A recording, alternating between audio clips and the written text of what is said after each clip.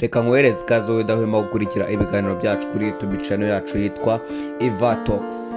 Reka tubane muri Talk Sport y'uno munsi aho tugiye kurebera hamwe ibyaranze ino weekend mu mikino, ariko twibanda cyane ku gikombe cy'isi. Tudatinze rero mugiye kuba nanjye ata dushime muri ino Talk Sport y'uno munsi aho tugiye kurebera hamwe ibikomeje kugenda bivugwa muri siporo, ariko twibanda ku gikombe cy'isi gikomeje kubera muri Mexique, Canada ndetse na Leta Zunze Ubumwe za Amerika. Tudatinze rero reka duhere umukino wari wahuje Portugal ndetse na DRC cyangwa se Repubulika Iharanira Demokarasi ya Congo, aho uyu mukino man of the match yaje kuba umukinnyi bita John Ovesi. Uyu mukinnyi akaba akina mu ikipe ya Paris Saint-Germain. Nyuma y'uyu mukino uyu mukinnyi yabajijwe kuba yavuga kuri Cristiano Ronaldo. Uyu mukinnyi aza kuvuga yuko Cristiano Ronaldo ari umukinnyi usanzwe, abantu benshi batabyishimiye kuba uwo mukinnyi mutoya yabasha kuba yavuga ibintu nk'ibyo ku mukinnyi abenshi bafata nk'igihangange muri ruhago y'inosi, aho uyu mukinnyi yaje kuba atakaza followers bagera kuri miliyoni 2 ku rubuga rwe rwa Instagram. Ubu ngubu akaba asigaranye abagera kuri miliyoni 3,200,000 avuye kuri miliyoni 5,100,000. Dukomeje mu byavuzwe muri no weekend rero, reka duhere mu mikino yagiye iba guhera ku munsi wo kuwa gatanu, aho wari umunsi wa kabiri wo mu matsinda. Umunsi wa kabiri wo mu matsinda rero waje kuba ubimburirwa n'ikipe bita Canada yari yakiriye ikipe bita Qatar. Ikipe ya Canada iza kunyagira ikipe bita Qatar ibitego bigera kuri 6-0. Ikipe ya Qatar ihita inasezererwa muri groupe stage. Ibitego bya Canada byaje kuba bitsindwa n'abarimo Lani ku munota wa 16, Jordan David ku munota wa 29 ndetse n'uwa 45 bongeyeho iminota 3. Ku munota wa 90 David yaje kuba yongeraho atsinda igitego cya kabiri. Ubu ngubwo cyari kibaye igitego cya gatatu yari amaje gutsindira Canada. Naho Saliba ku munota wa 64 nawe yaje kuba aterekamo igitego cya gatanu. Ku munota wa 75 bita Maini aza kuba aterekamo igitego cy'agashingura cumu, igitego cya gatandatu. Ikipe ya Qatar yari yaje kubona amakarita y'umutuku, aho uwo bita Ahmed ku munota wa 33 nyuma y'uko Sara amaje gukora bakabona na penalty ku ikipe ya Canada yaje guhabwa ikarita y'umutuku. Naho uwo bita Madibo ku munota wa 53 nabwo mu gice cya kabiri yaje kuba abona ikarita itukura. Birangira abakinnyi ba Qatar basigaye bakina ari 9 mu gihe abandi bakinaga ari 11. Ku mukino wa kabiri rero wabaye ku munsi wo kuwa gatatu, uyu mukino waje kubuhuza Mexique na South Korea, aho Mexique yaje kuba itsinda ikipe ya South Korea igitego 1-0. Iyi kipe bita South Korea ikomeza kugenda ijya mu mazi abira, uko mu mikino yose ndumva nta n'umukino n'umwe yaje kuba itsinda. Dukomeje mu itsinda rya D rero haje kuba haba umukino nawo wabaye ku munsi wo gatanu mu rukerera, naho USA cyangwa se United States cyangwa Leta Zunze Ubumwe za Amerika zaje kuba zitsinda Australia ibitego 2-0. Muri groupe stage ku munsi wo gatandatu rero hakomeje umunsi wawo wa kabiri mu matsinda, aho mu itsinda C ikipe ya Scotland yaje kuba itsindwa na Maroc. Iyi Maroc ikaba ikomeje kwitwara neza, imaje kugira amanota 4 mu gihe iri kumwe na za Brazil mu matsinda. Iyi kipe rero ya Maroc yaje kuba itsinda Scotland igitego 1, bihesha amahirwe yo kuba yazasohoka muri ino groupe. Naho muri n'ubundi dukomeje muri no groupe C ikipe bita Brazil yaje kuba inyagira ikipe bita Haiti ibitego bigera kuri 3, harimo ibitego 2 by'umusore bita Vinicius Junior. Dukomeje mu itsinda D rero kuri uyu munsi n'ubundi ku gatandatu ikipe bita Turkiya yaje kuba itsindwa n'ikipe bita Paraguay. Ikipe ya Paraguay yaje kuba itsinda Turkiya ariko ifite n'umutuku. Ibi ngibi ntabwo bisanzwe ko ikipe yatsinda indi ifite umutuku. Dukomeje mu itsinda F Netherlands cyangwa se Ubuholandi bwaje kuba bunyagira ikipe bita Sweden. Nyuma yaho iyi kipe ya Sweden yari yanyagiye ikipe ya Tunisia ibitego 5-1, baje kuba bayigerera muri ako kebo nayo bayitsinda ibitego bigera kuri 5-1. Ibi bitego bya Netherlands byaje kuba bitsindwa cyangwa se ibitego by'Ubuholandi byaje kuba bitsindwa na Blueberry ku munota wa 5, aza kongeramo ku munota wa 17 Kotka Kupo ukinira ikipe ya Liverpool aza gushyiramo ku munota 47, aza aza kongeramo ikindi ku munota 54, naho Samaville ku munota 89 aza gushyiramo igitego cya gatanu cy'agashinguracumu, igitego cy'impozamarira ku ruhande rwa Sweden cyari cyaje gutsindwa n'umusore bita Elanga. Dukomeje rero n'amakuru yacu, dukomereze mu itsinda ryacu rya E, aho iri tsinda riyobowe n'ikipe bita Germany na Cote d'Ivoire. Iyi kipe rero ya Germany na Cote d'Ivoire zari ziri gushakamo ugomba gusohoka mu itsinda atagombye gutegereza umunsi wa nyuma, aho ikipe ya Germany cyangwa se ikipe y'Abadage yaje kubitsinda Cote d'Ivoire ibitego 2-1.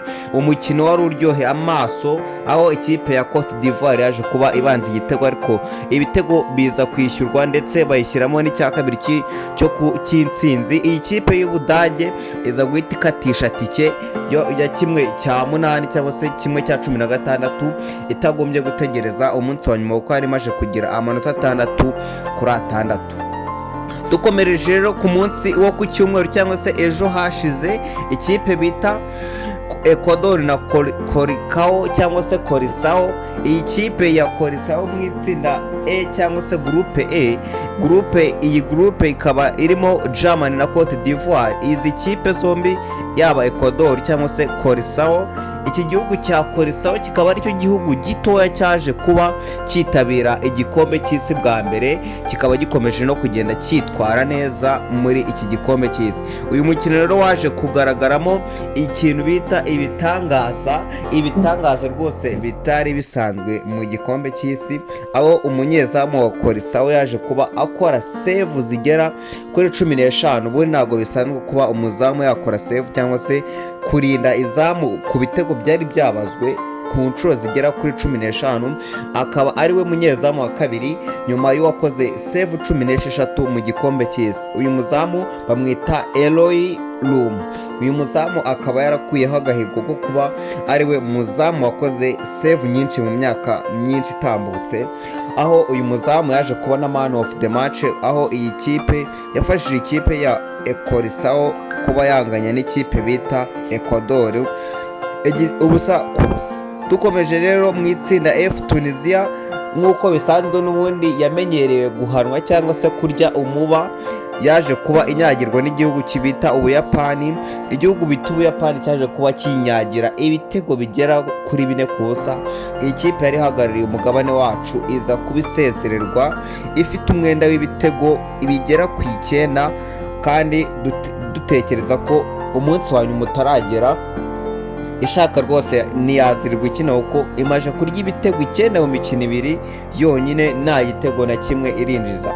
Dukomeje muri groupe H cyangwa se H, igihugu bita Espagne nyuma y'uko cyari cyanganyije n'ikipe bita Cape Verde, abantu bakibaza ati iyi Espagne izagera kuri finali cyangwa izatahira mu matsinda.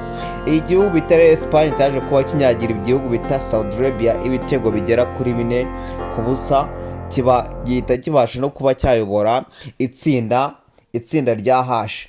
Ibi bitego rero byaje kuba bitsindwa n'urimo Lamine Yamal ku munota wa 10, Olaizola ku munota 21 na 24, Tabati ku munota 49 nawe yaje kuba ashyiramo igitego cya 4.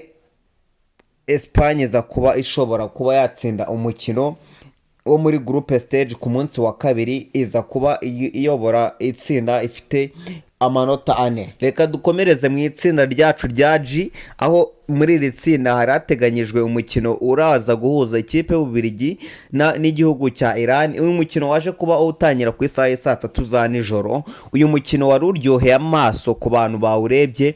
Uyu mukino waje kuba urangira rero ari ubusa ku busa, ikipe zombi ziguye miswi. Ikipe y'Ububiligi ikomeza kugenda isa nkaho ifite intege nkeya, ariko ikipe ya Iran nayo ikomeza kugenda yihagararaho. Nyuma yaho ikinira muri situation zitari nziza, aho ishobora kuba yava muri Leta Zunze Ubumwe za Amerika ita muri Mexique, batayemereye kuba yarara ku butaka bwa Leta Zunze Ubumwe za Amerika, ariko igagumya kugenda irwana cyangwa se ihangana ibe ishaka kwerekana ko ifite imbaraga.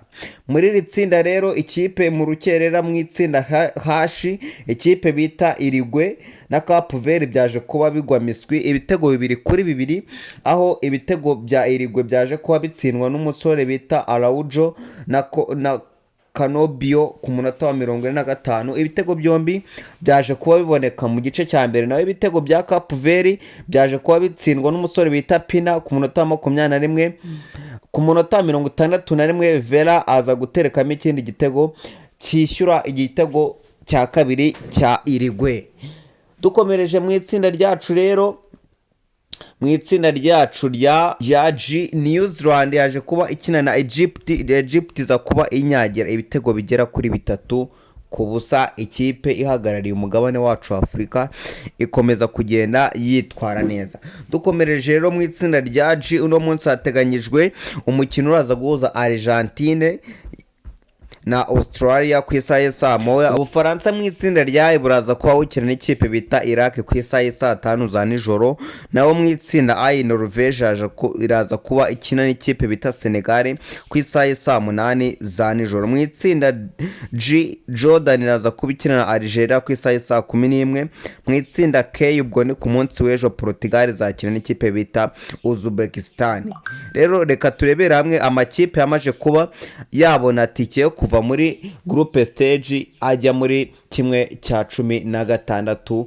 Amakipe yabashije kuba yabona tike bidasabye yuko ategereza umunsi wa amakipe amaje kuba yabona tike yo kujya muri 16 adategereje umunsi wa nyuma. Ayo makipe ni amakipe agera kuri 3, aho ayobowe n'ikipe bita Ubudage bwamaje kugira amanota 6-6, naho ikipe ya USA cyangwa se United States nayo ibaramaje kubona tike. Ikipe ya Mexique nayo ikaba yariyongereye kuyamaje kubona tike. Reka turebere hamwe abakinnyi bamaje gutsinda ibitego byinshi. Denis Ondevu w'ikipe y'Ubudage amaje gutsinda ibitego bigera kuri 3. Jonathan David nawe amaje kuba yatsinda ibitego bigera kuri 3, na Lionel Messi amaje kuba yatsinda ibitego bigera kuri 3. Mu dushya rero dukomeje kugenda turanga iki gikombe cy'isi. Igikombe cy'isi gikomeje kugenda kirangwamo amakarita menshi y'umutuku ugereranyije n'ibindi bikombe by'isi byari byatambuka. Igikombe cy'isi kimaje kugaragaramo amakarita agera ku 8, aho ikipe ifite amakarita menshi ari igihugu bita Qatar ndetse na South Africa, aho bifite amakarita 2-2. Reka mbashimire rero mwe twabanye muri Talk Sport y'uno munsi. Mukomeze mukande subscribe, mukore share ndetse mwandike na comment, tujye dukomeza kubana mu biganiro byacu bya Talk Sport bya buri munsi tubagezaho amakuru abari hirya no hino mu gikombe cy'isi. Ndabashimiye.